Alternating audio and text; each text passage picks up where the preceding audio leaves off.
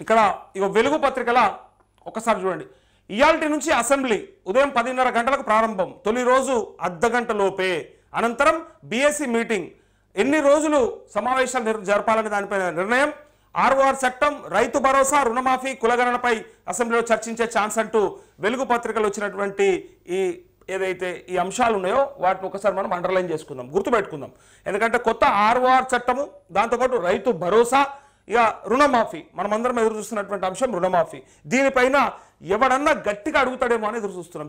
చాలామంది జర్నలిస్టులు ఇంటర్వ్యూలు కూడా చేస్తూ ఉన్నారు. నేను మంత్రి తుమ్మల ఇంటర్వ్యూ కూడా చూసిన, కానీ ఎందుకో సపసపగా చేస్తున్నారు. నాకు అర్థమైతలేదు, మరి గంత సాఫ్ట్ కార్నర్ ఎందుకు వాళ్ళ మీద నాకు తెలుస్తలేదు. అడిగేది ఏదో గట్టిగా అడగచ్చు. 2 లక్షల కంటే పైన చేస్తామని చెప్పినావు కదా, మరి ఏమైనా ఒక్క జర్నలిస్ట్ అడుగుతలేడు.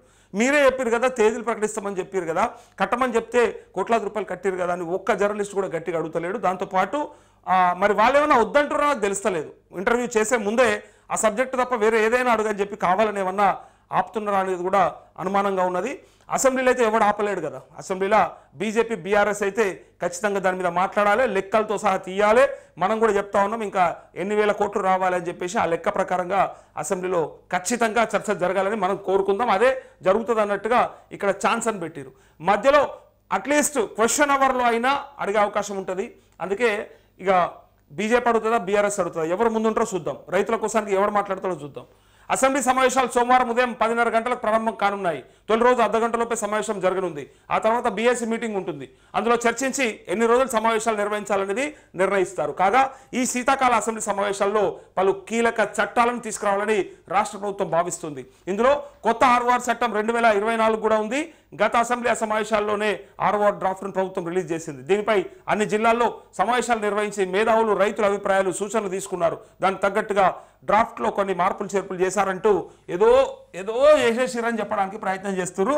ఇక తెలుస్తుంది మనకి ఈ 1-2 డేస్లో ఏం జరగబోతుందనేది తెలుస్తుంది. అయితే వీళ్ళు ఏమంటా ఉన్నారంటే అసెంబ్లీలో గ్రామానికో రెవెన్యూ సంబంధిత అధికారిని నియమించుకోవడం, సరిపడా సర్వేయర్ల నియామకం చేపట్టడం వంటి వాటిపైన అసెంబ్లీ సమావేశాల్లో ప్రభుత్వం కీలక ప్రకటనలు చేసే అవకాశం ఉంది.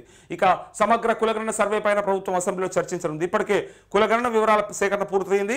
డిజిటలైజేషన్ ప్రక్రియ కూడా దాదాపు పూర్తి కావస్తుంది. దీంతో కులగణన వివరాలను అసెంబ్లీలో ప్రకటించాలని ప్రభుత్వం భావిస్తోంది. స్థానిక సంస్థల ఎన్నికల్లో బీసీల రిజర్వేషన్ల పెంపు పైన, పంచాయతీ ఎన్నికలు వంటి వాటిపైన చర్చించనున్నట్లు సమాచారం. అంటూ ఏడాది పాలన పైన చర్చ. అసలు ముచ్చటకిది. సంవత్సర కాలంలో వీళ్ళు ఎంత పీకి కట్టగట్టిర్రు, ఎంత పడగొట్టిండ్రు, ప్రజలను ఎంత ఉద్ధరించిర్రు అనేది లెక్కకొస్తుంది. ఇది ఈ పాలన పైన చర్చల. సంవత్సర కాలం పాటు తెలంగాణలో కాంగ్రెస్ ప్రభుత్వం ఏర్పడి ఏడాది అయ్యింది. ఏడాది పాలనపై అసెంబ్లీ సమావేశాల్లో ప్రభుత్వం చర్చ పెట్టనున్నట్టు తెలుస్తుంది. రుణమాఫీ, రైతు భరోసా, ఏడాది రైతు సంక్షేమం పైన డిస్కస్ చేయనున్నట్లు సమాచారం. అంటూ ఏదో గొప్పగా చేసినామని చెప్పడానికి ఇక అసెంబ్లీలో ప్రయత్నం చేస్తారు. ఇక మనం అసెంబ్లీలో వాళ్ళు ఏమంటారు, ప్రతిపక్షాలు ఏమంటాయి, తెల్లారి మనం అనాలిసిస్ చేద్దాం. ఇక రోజు అదే ముచ్చట మాట్లాడుకుందాం. అయితే అన్ని జిల్లాల్లో రైతులతో సమావేశాలు నిర్వహించి నివేదికను రెడీ చేసిందట. అయితే దీనిపై అసెంబ్లీలో చర్చించి విధి విధానాలు ఖరారు చేయనున్నారు. కాగా హైడ్రా, మూసి ప్రక్షాళన, రైతు భరోసా, రుణమాఫీ, కాంగ్రెస్ హామీలు, గ్యారంటీలపై ప్రభుత్వాన్ని నిర్ణయం పెట్టేందుకు ప్రతిపక్ష పార్టీలు బీజేపీ బీఆర్ఎస్ రెడీ అయ్యాయంటూ బీజేపీ బీఆర్ఎస్ రెడీ అయినాయి. ఇక అయితే గురుకులాల్లోని ఫుడ్ పాయిజన్ కేసులు, లగచర్ల ఘటన వంటి అంశాలపైన చర్చకు పట్టుపట్టే అవకాశం కనిపిస్తుందంటూ 2 కొత్త బిల్లులు వస్తూ ఉన్నాయట. అవి సమావేశాల్లో 2 కొత్త బిల్లులను ప్రవేశపెట్టనున్నారు. పంచాయతీరాజ్ చట్ట సవరణ బిల్లు, రికార్డ్స్ ఆఫ్ రైట్స్ అంటే ఆర్ఓఆర్. అయితే బిల్లును ప్రభుత్వం ప్రవేశపెట్టనుంది. గతంలో 2 వరకు సంతానం ఉన్న వారికి మాత్రమే స్థానిక సంస్థల ఎన్నికల్లో పోటీ చేసే అవకాశం ఉండేది. అయితే ప్రభుత్వం దీన్ని సవరించి 3 సంతానం ఉన్నా పోటీ చేసే అవకాశం కల్పించనుందంటూ ఇక ఇది మొన్న కూడా మాట్లాడుకున్నాం.